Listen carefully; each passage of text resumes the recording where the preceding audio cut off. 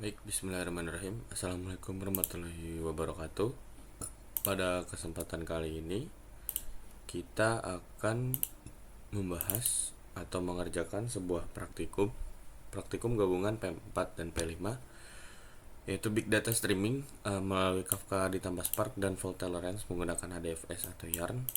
Nah, jadi di praktikum kali ini kita akan mencoba untuk menggabungkan antara dua proses, yaitu streaming dan kedua itu fault tolerance.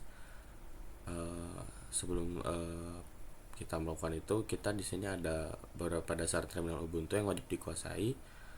Salah satunya seperti cara membuka terminal dan yang lain-lain. Oke, langsung ke tahap pertama aja untuk kita coba buat struktur si folder praktikum ya.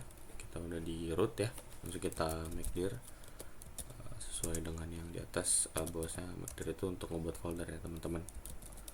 Data stripe P4 P5 stripe. Nah, baru kita masuk ke directory tersebut ya.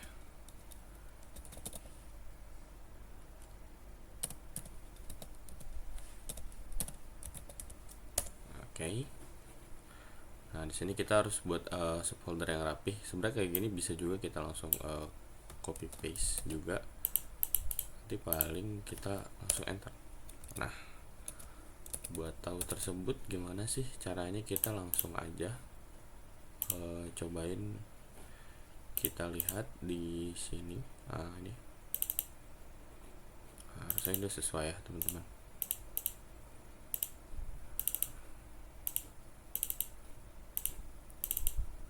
Oke, ini udah dibikin semua. Nah, di sini ada penjelasan singkat juga, config itu fungsinya buat apa, terus script buat apa, dan segala macamnya ini kita udah disiapin ya teman-teman. Terus di sini kita sebagai cross check ulang aja, atau cuma sebagai kita mastiin lagi, kita perlu cek dulu kayak docker version. Nah, pastiin teman-teman udah punya dockernya. Ini saya masih pakai versi terakhir yang saya pakai, dan ini juga penting, harus kita cek di docker compose version. Nah, ini udah keluar. Oke, untuk yang proses di tahap awal ini sudah selesai, dan kita akan buat docker compose cluster mini. Kita coba langsung lanjut ya ke tahap selanjutnya. Jadi di tahapan keempat ini kita harus membuat file si docker compose YAML ini. Nah, ini tuh kayak semacam ibaratnya kayak buat si kontainer-kontainer kita itu nanti bakal punya apa aja gitu ya teman-teman. Caranya pun gampang, kita bisa dengan kembali ke sini. Ini masih ada di directory big data, kita tinggal masukin nano docker compose.yaml. Nah, ini tuh kayak semacam ini juga kayak apa namanya, kayak shortcut ataupun yang harus kita pelajari di terminal Ubuntu. Ini ada ctrl-o dan ctrl-x. Nah, ini kurang lebih nano itu buat nge-create, buat ngisi file juga bisa. Jadi kurang lebih seperti itu. Nah, karena kita udah nyiapin si ini, kita coba hapus juga nggak apa-apa. Kita coba pakai yang dikasih di grup big data yang sesuai dengan anjurannya. Coba saja di sini.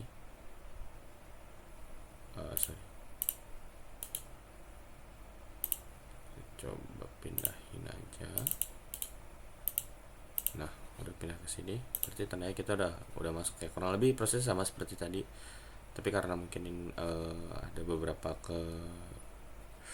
yang tidak bisa dilakukan ke depannya, nanti kita coba cocokin aja teman-teman. Jadi langsung ke nano config Hadoop environment. Nah, ini juga sama, kita coba isi ini,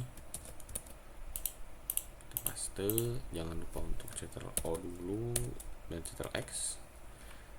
Kalau udah seperti ini, kita tinggal ngejalanin klasternya aja ya semua ya teman-teman ya. kita bisa start semua service dan masih ada di sini. Kita bisa clear dulu biar ini semua terlihat rapi, dan kita coba docker compose up script.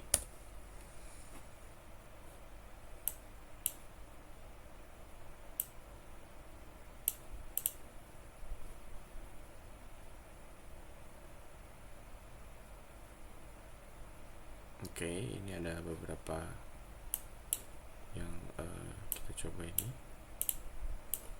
Kalau udah seperti ini, kita harus klik di docker ps. Oke. Nah, ini ada beberapa node-node yang udah kita create ya teman-teman. Salah satunya ini kita coba bisa gedein juga. Nah, udah seperti ini, kita bertandanya sudah bisa ngejalanin si kontainernya. Langsung kita masuk ke tahap selanjutnya, di mana di sini kita bisa ngecek dulu ADFS-nya. Oke, ini masih nggak bisa diakses, yarn-nya juga nggak bisa diakses. Coba kita ke Jupyter, apakah bisa diakses? Oke, ini bisa diakses. Yang terpenting ini ya teman-teman, karena ini salah satu yang cukup krusial juga untuk kita ke depannya gitu. Oke, teman-teman, kita coba lanjutin ya. Kita bisa masuk ke kontainer Kafka untuk buat topik. Nah, di sini kurang lebih sama ya teman-teman. Kita bisa mengirim event JSON sederhana untuk menulis job Spark structure streaming dan menyimpan hasilnya ke HFDS. Kita coba copy.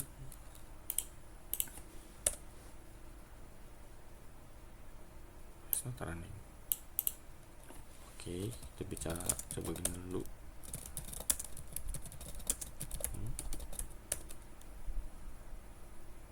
Kita bisa matiin dulu ya teman-teman, baru kita coba untuk jalanin lagi si kontainernya.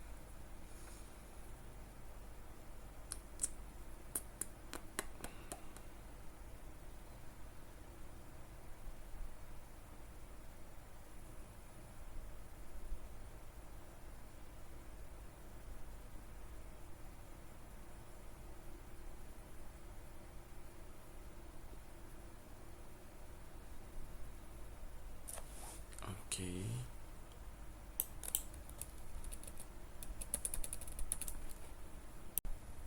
Ya teman-teman, kita bisa langsung buat topik dari si Kafka ini. Kita langsung copy paste, coba copy paste aja.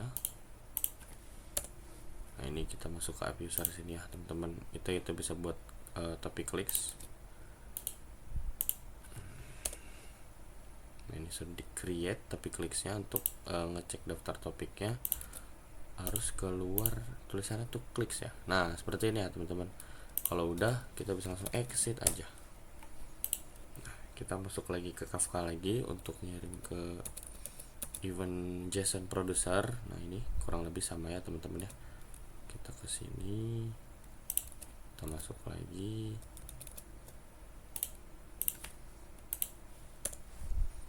Kita coba jalankan produser. Kita bisa ngetik atau paste beberapa baris JSON gitu. Kalau udah selesai, kita bisa Ctrl C. Tapi ini ada korelasinya teman-teman, kita bisa ngejalanin di sini. Nah, ini yang menariknya seperti ini. Kita bisa langsung masuk aja ke sini. Oke, kita bisa buat notebook baru. Nah, kita sebenarnya di sini tuh kita bisa Ctrl C dulu, bisa exit. Tapi ini nantinya bisa kita lihat atau kita streaming ke sini gitu ya teman-teman. Kita cek lagi output. Nah, makanya ini kita coba untuk bikin dulu sih ininya. Kita inisialisasi Spark.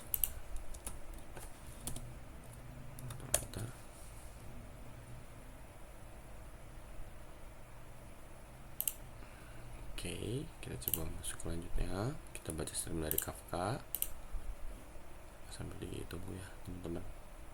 Statusnya memang lumayan sedikit lama untuk menginisialisasi si Kafka ini. Nah, kita coba Ctrl Enter lagi. Ini aman ya. Terus kita coba lanjut ke window aggregation. Nah, ini oke. Ini kita bisa nge-sync ke konsol ya. Nah ini bisa kita mulai per sekarang ya, kurang lebih. Nah outputnya akan muncul di bawah sel saat event baru masuk. Ini akan kita sync ke HDFS dan market. Nah kita langsung copy paste saja, kita masukin ke sini, langsung kita Ctrl Enter. Nah ini yang aku bilang dimana si kita perlu kirim event lagi dan cek outputnya. Kita balik lagi ke atas ya teman-teman, ke yang ini. Nah ini tuh biar kita bisa ngirim event berupa JSON ya ke sini ya teman-teman ya. Kita masuk ke sini, kita coba lagi, mungkin ini Ctrl C dulu baru exit. Yang sama, kita masukin ini, saya bisa masukin ini masing-masing satu persatu ya teman-teman, lebih baik masukin satu persatu.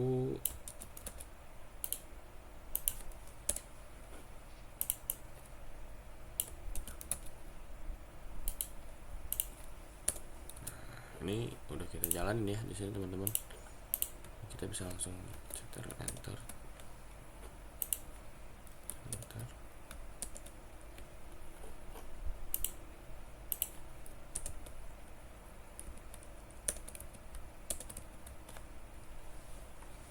Kurang lebih nanti akan ada di sini gitu ya teman-teman, si outputnya itu di konsol terakhir. Nah ini, nah, di key konsol ini mungkin kita coba tungguin aja sambil kita coba lanjut gitu ya.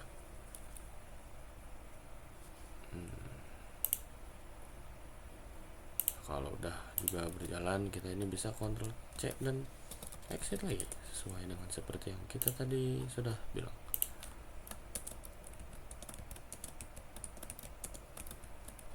Nah, udah, kita coba lanjut.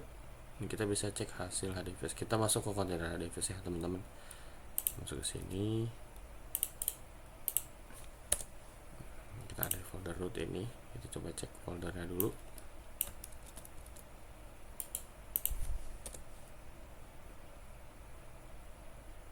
Oke,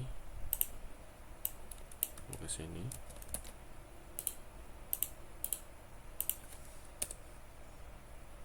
Nah ini sebenarnya ada kendala ya teman-teman kalau seperti ini tuh. Kita coba untuk tanyakan dulu ke sini. Kita coba balik lagi.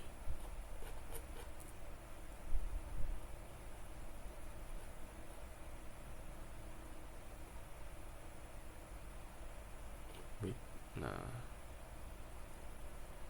kita exit. Coba exit aja di sini dulu. Nah, selanjutnya ini ada P5 atau fault tolerance. Jadi ini untuk cek data node dan node manager failure. Jadi melihat bagaimana DFS mempertahankan data ketika data node mati dan bagaimana Yarn dan Spark mereschedule task ketika node manager mati. Nah ini kita bisa siapin beberapa file di HDFS ya teman-teman.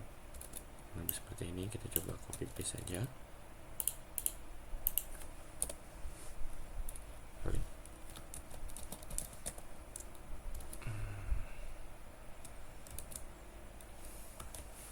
Maaf teman-teman, di data P4 P5.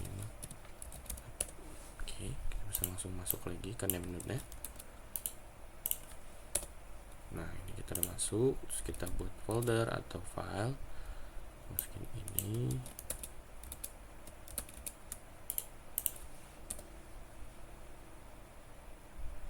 Nah ini sebenarnya ada permasalahan ya teman-teman, mulai dari sini juga gitu loh.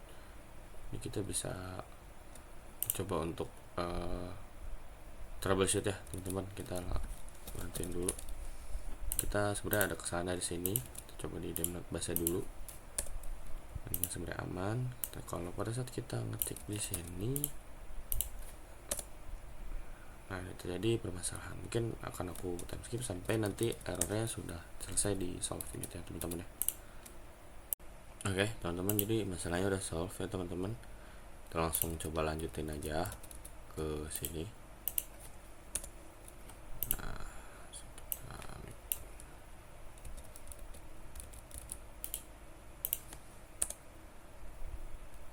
Oke, kita udah bisa ya teman-teman di sini.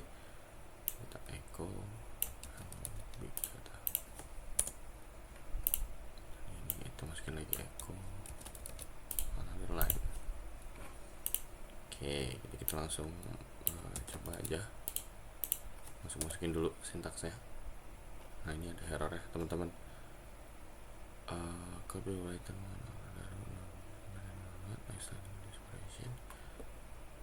oke, kita langsung coba untuk troubleshoot kembali ya teman-teman. Nanti akan aku lanjut lagi setelah selesai. Oke, mungkin di praktikum P5 ini atau di fault tolerance ini saya udah coba buat fault tolerance ya di sini tuh, tapi somehow ini kita nggak bisa untuk ngelanjutin karena memang keterbatasan dari si praktikumnya juga. Ini udah coba beberapa jalan tapi nggak bisa nyambungin antara data node yang di sini dengan Spark di atas. Mungkin cukup sekian penjelasan dari saya. Kurang lebihnya saya ucapkan minta maaf. Assalamualaikum warahmatullahi wabarakatuh.